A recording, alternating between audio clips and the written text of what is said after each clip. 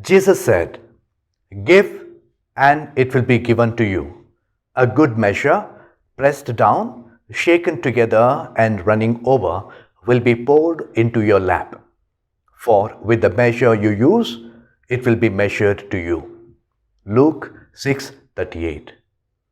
Dear friends in Jesus Christ, the liturgy of this Sunday invites us to practice generosity. In the first reading, taken from the first Kings, we hear about the visit of the prophet Elijah to the widow of Zarephath. And in the Gospel, we hear about the story of the widow's mite. These two simple but heroic women call us to heroic practice of generosity in a hidden way in the midst of everyday life. With no husband to provide for them, both widows were literally at the mercy of those around them, totally dependent on the generosity of others. When Elijah meets up with the widow of Zarephath at the time of severe famine, she confides that she is about to prepare what she expects to be the last meal for herself and her son. Yet, this does not deter Elijah. He boldly asks that she bring food to him first, even before she takes care of her son. To this request of the prophet, the widow gives not out of her surplus, but out of her want. It takes not only generosity to do this, but also faith. In today's gospel, Jesus contrasts the wealthy who are putting the offerings in the treasury with the poor widow who put in 2 small coins.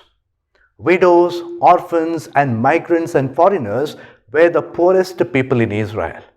The widow had offered her whole livelihood because she trusted in the Lord. She gave everything because the Lord is greater than all she had. It takes not only generosity to do this, but also faith. These widows knew that God was inviting them to depend for their sustenance not upon themselves, but upon Him. Therefore, there was no reason to be grasping about what lay in their hands for today, since God would provide more daily for them tomorrow. There is something else the two widows have in common. Often, when people give large sums of money, they are anxious that others notice. The desire to impress others outweighs the desire to delight God. The gift of the two widows, on the other hand, were hidden from the view of others. We would never known about the widow of Zarephath's kindness and courage were it not for the inspired writer including this story in the first book of Kings. Neither would anyone have noticed the widow dropping single coin in the basket had Jesus not drawn the apostles' attention to the incident and commented on its significance.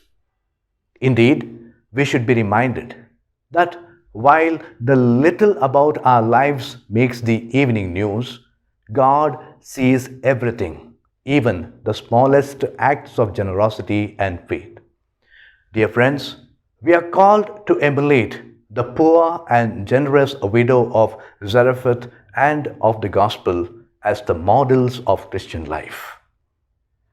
St. Paul tells the Corinthians, "Each of you should give what you have decided in your heart to give, not reluctantly or under compulsion, for God loves a cheerful giver."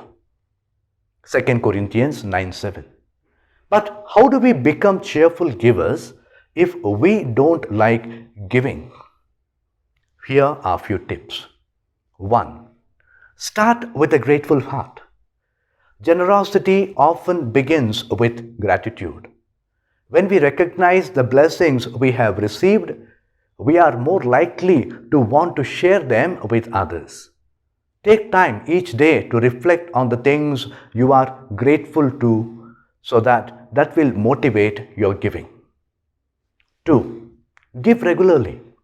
Generosity is a habit that can be developed over time. Make giving a regular part of your life, whether that means giving financially to a charity or church, volunteering your time to help others, or simply offering a kind word or gesture to those around you. 3. Give sacrificially. Sometimes being generous means giving more than we think we can afford.